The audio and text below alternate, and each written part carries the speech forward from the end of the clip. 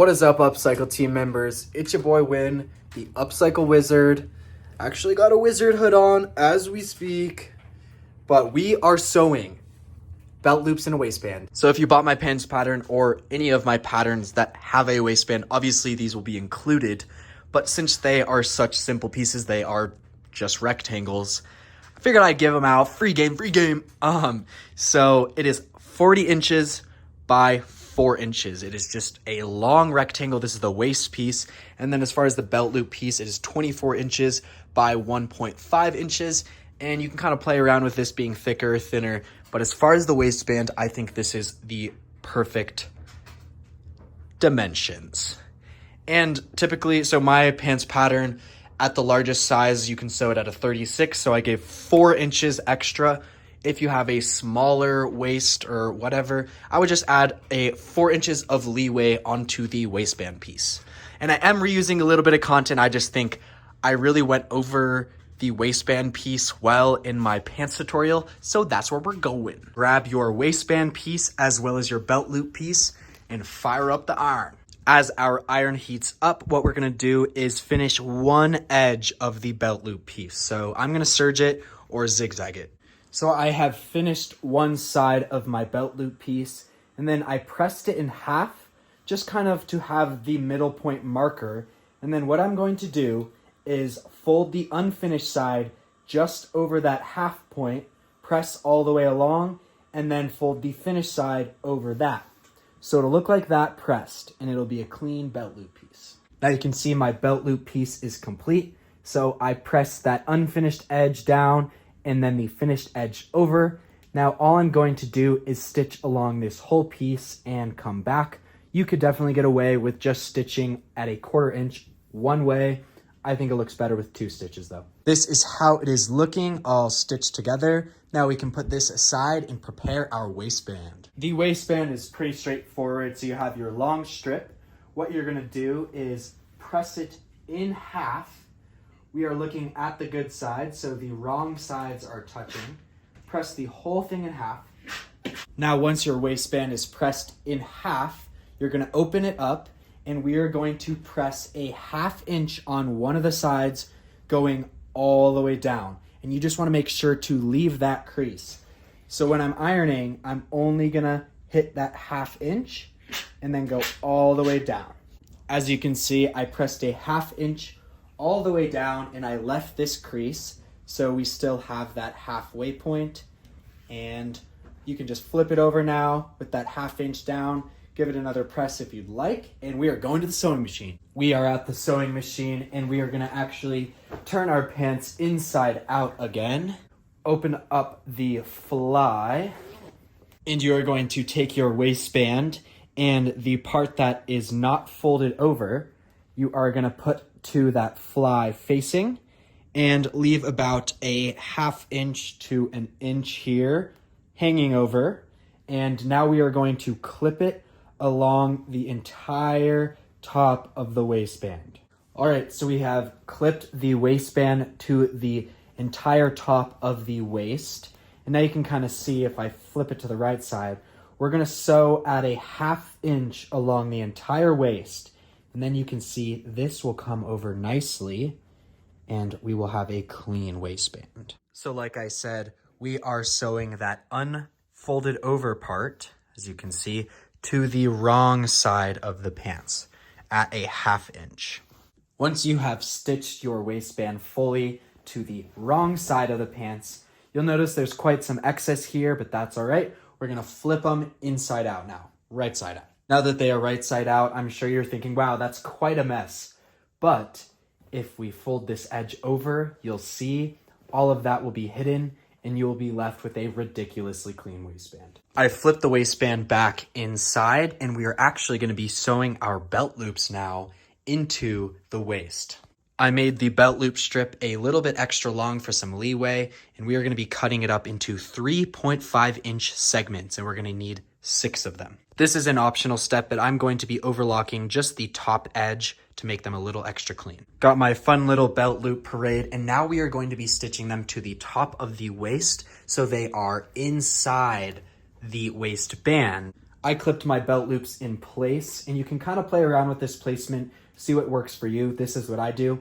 So I have one belt loop on each side of the top of the pocket opening, the front pocket. Then I have a belt loop about a 1/2 inch from the dart, and then a belt loop about 3/4 inch away either side from the center back. Now I am going to be briefly stitching them in place, making sure that the waistband isn't bunched up under. We are back at the ironing board, and after our belt loops are stitched in place, we can pull the waistband out. And like I said previously, there's this big flap of extra waistband. And since I don't face things, I pretty much use this as the facing. So what we're gonna do is we're gonna fold that over, making sure that's tucked under, and then fold again. We're gonna iron this nicely, and then this will be nicely thick and reinforced, so it's like replacing the facing. So I folded the flap and gave it a nice press. I'm gonna unfold it for you to just show you exactly what I did. Boom, boom. And let's say you're sewing this at a 36 waist, there won't be as much of a flap to do this method, so I'm gonna show you the alternative. So you might like the alternative method, and if you like it better, just do that. So imagine this as the other side.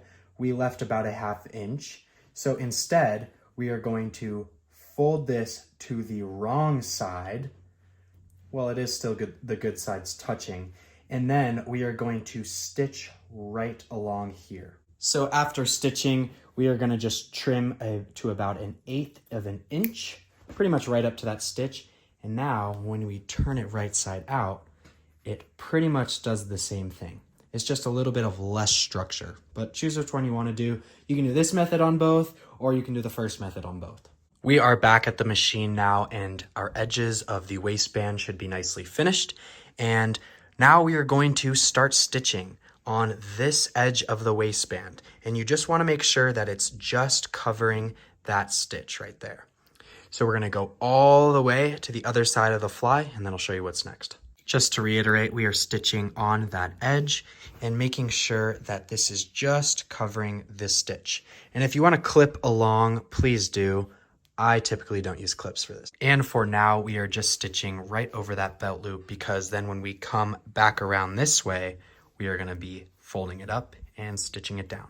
Now that the bottom of the waistband is stitched in and we've made it to the other side of the fly, we are going to just follow this edge, and then we're going to be coming along this top edge, making sure it is flat. And then when you make it to a belt loop, you are going to fold it at a 1/2 inch and put it nicely to the top of the pants. So you're going to be stitching along this edge, fold up that belt loop, stitch through the top of the belt loop, and you can go back and forth to extra reinforce it. So as I'm stitching along the top edge of the waistband, you can see I did it right here, and I'm coming up to a belt loop. All I'm gonna do is bring that belt loop up, fold it over at a 1/2 inch, put it to that top edge of the pants, and then continue stitching along that edge, making sure to get that belt loop.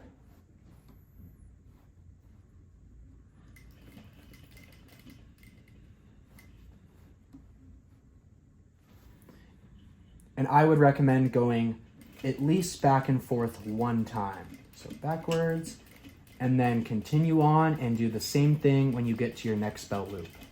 Once you have made it back to where you started, just follow that edge, and then we're gonna back stitch where we started. This is how we are looking. We only have 2 steps left. And I forgot to mention, I left a ton of extra belt loop, so you can make whatever size belt loop you like. The 3.5 is usually what I use, but if you want to do 4 inches, do it. 4.5, do it. Depends on the size of your belt, but typically this should fit all. And also, if you don't like it kind of looping at the bottom, which I usually don't, then all you do is just stitch back and forth really quickly. There, on all the belt loops, then they'll lay flat.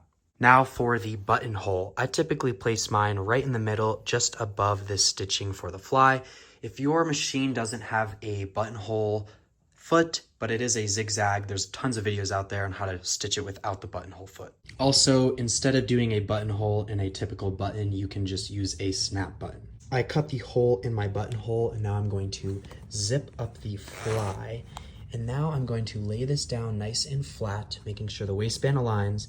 And I'm going to take a marker and just mark right to the top of this opening on the other side, and that's where we're gonna put the button. My button is now in place. Hope you enjoyed this tutorial, and I figured I'd show you. I just sewed this waistband. I didn't do belt loops because I have this elastic cording, so it's adjustable instead.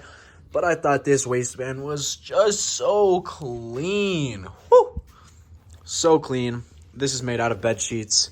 $19.99 IKEA bed sheet or duvet cover or whatever. But yeah, subscribe and like and comment maybe if you want to learn more stuff. Actually, definitely comment what you want to learn because, man, I got lots of knowledge to share.